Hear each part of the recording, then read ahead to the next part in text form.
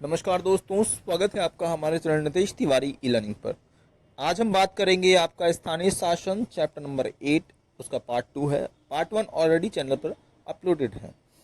Part 1 में हमने बात की थी स्थानीय शासन क्या है, स्थानीय शासन की क्या आवश्यकता है, और तीसरा हमारा टॉपिक था कि स्थानीय शासन का विकास किस में हुआ, जिसमें हमने दो पार्ट बांटे थे। स्थानीय शासन का विकास जो कि शुरुआत में, और स्थानीय शासन का विकास भारत की आज़ादी के बाद, मतलब स्वतंत्रता के बाद। और चौथा हमारा टॉपिक था 73वें और 74वें संवैधानिक संशोधन पर चर्चा।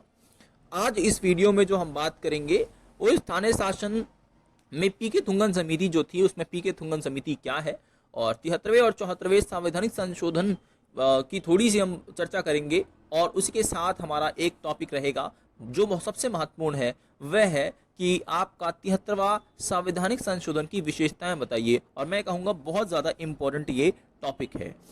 आपने अभी तक चैनल को सब्सक्राइब नहीं किया, चैनल को सब्सक्राइब कर लीजिए, बेल आइकन को जरूर दबा दीजिए। तो दोस्त, अगर आपने पढ़ा भी नहीं है, अभी तक तैयारी भी नहीं शुरू की है, तो आपके लिए एक बात बहुत अच्छी किसी ने कही है कि जो हो गया उसे सोचा नहीं करते, और जब मिल गया उसे खोया नहीं करते। हासिल उन्हें होती है सफलता जो वक्त और हालात पर रोया नहीं करते। तो आइए शुरू करते हैं इन्हीं कुछ लाइनों के साथ। तो पहला हमारा टॉपिक रहेगा पीके थुंगन समिति क्या है।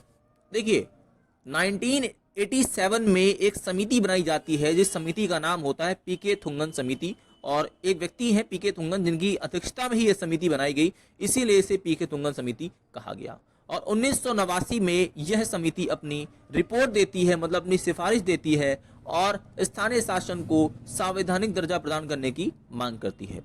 दूसरा इसका उद्देश्य यह था कि स्थानीय शासन को मजबूत करा जा सके। ठीक है, अब हम लोग बात करते हैं कि 73वें और 74वें संवैधानिक संशोधन पर। देखिए, 73वां संवैधानिक संशोधन जो है और 74वां, यह संसद में 1992 में पारित कर दिया गया। मतलब इन दोनों संवैधानिक संशोधनों को संसद ने 1992 में पारित कर दिया। और हमारे संसद में दो सदन होते हैं, एक है लोकसभा, एक है राज्यसभा। लोकसभा जो है वह आपका निचला सदन है, और राज्यसभा ऊपरी सदन है, मतलब बड़ा सदन है। अब देखिए, 73वां जो आपका स्थानीय शासन संबंधी संशोधन है वह ग्राम स्थानीय शासन से है, मतलब गांव के स्थानीय शासन से है।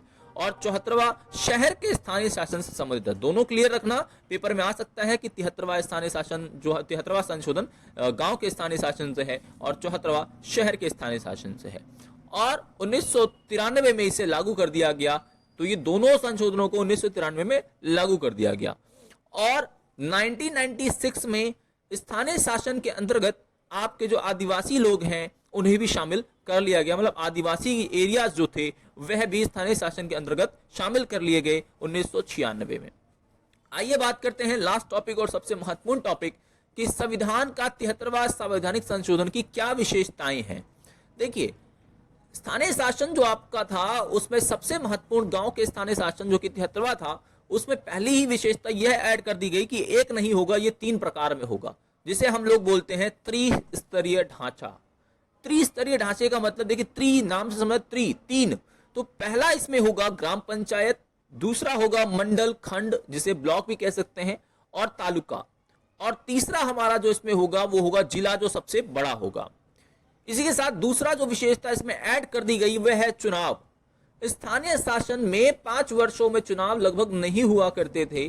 तो इसमें यह कहा गया कि पंचायती राज संस्थाओं के जो चुनाव है, तीनों स्तर के, जो 3 स्तर अभी हमने ऊपर पढ़े, उनके चुनाव सीधे जनता करेगी, और हर 5 साल में होगा ही होगा।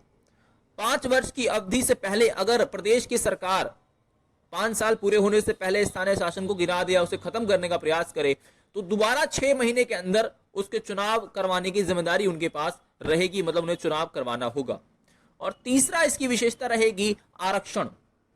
स्थानीय शासन में 1/3 आरक्षण महिलाओं के लिए रख दी गई, जो बहुत बड़ी बात थी देश के इतिहास में, पहली बार। दूसरा, अनुसूचित जाति और जनजाति के लिए भी सीटें आरक्षित कर दी गई, ताकि स्थानीय शासन में इनकी भागीदारी को भी बढ़ाया जा सके, इन्हें भी शामिल किया जा सके। और यदि इनकी जो मतलब सीटें रक्षित की गई वह इनकी जनसंख्या के अनुपात में की गई। जहां इनकी जनसंख्या ज्यादा होगी वहां इनकी सीटें ज्यादा होंगी, जो बिल्कुल अच्छा एक माध्यम में कहूंगा अच्छा तरीका रहा।